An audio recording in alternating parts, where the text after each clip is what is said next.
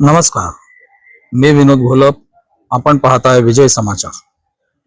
कांदिवली पश्चिम येथील अत्यंत वर्दळीचा मानला जाणारा लिंक रोड सध्या अतिक्रमणाच्या विळख्यात सापडला असल्याचे चित्र समोर येत आहे. डहाणूकरवाडी सिग्नल ते चिकूवाडी सिग्नल दरम्यानचा संपूर्ण पट्टा आता नागरिकांसाठी नव्हे तर वाहन विक्रेत्यांसाठी आणि व्यावसायिकांसाठी वापरला जात असल्याचे स्पष्टपणे दिसून येते. या भागातील अनेक चारचाकी वाहन विक्रेते, शोरूम धारक आणि स्थानिक दुकानदार यांनी विक्रीसाठी असलेली वाहने थेट मुख्य रस्त्यावर आणि सार्वजनिक फुटपाथावर उभी केली आहेत. विशेष म्हणजे ही वाहने केवळ काही काळासाठी नव्हे तर कायमस्वरूपी तिथेच उभी असल्याची स्थानिक नागरिकांचे म्हणणे आहे.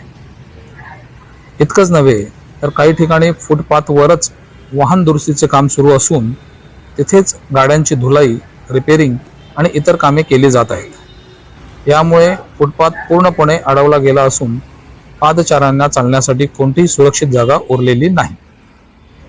याचा थेट परिणाम नागरिकांच्या सुरक्षेवर होत असून महिलांना, ज्येष्ठ नागरिकांना आणि लहान मुलांना जीव धोक्यात घालून रस्त्यावरून चालावे लागत आहे.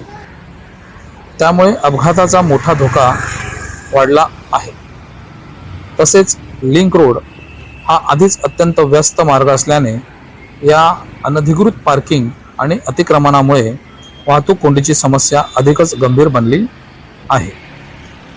सकाळ आणि संध्याकाळच्या गर्दीच्या वेळेत तेथे वाहनांची लांबच लांब रांग लागलेली दिसून येते.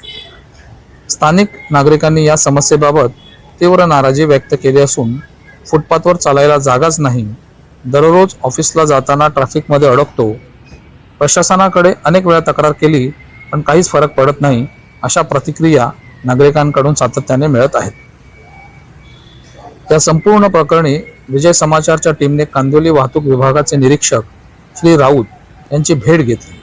मात्र कॅमेऱ्यासमोर प्रतिक्रिया देण्यास त्यांनी नकार दिला. पण ऑफ कॅमेरा त्यांनी सांगितले की लिंक रोड आणि परिसरामध्ये आम्ही नियमित कारवाई करत असतो, परंतु स्थानिक परिस्थिती पाहता ही कारवाई अपुरी असून या गंभीर समस्येबाबत फाईट फॉर राईट फाउंडेशन या सामाजिक संस्थेने कांदिवली वाहतूक विभागाकडे लेखी तक्रार दाखल केली असून तातडीने अतिक्रमण हटवून कडक कारवाई करण्याची मागणी केली आहे. या तक्रारीत विशेषतः रस्त्यावर आणि फुटपाथवर उभी असलेली वाहने त्वरित हटवावीत, तसेच संबंधित शोरूम धारक आणि दुकानदारांवर दंडात्मक कारवाई करावी अशी मागणी करण्यात आली आहे. तज्ज्ञांच्या मते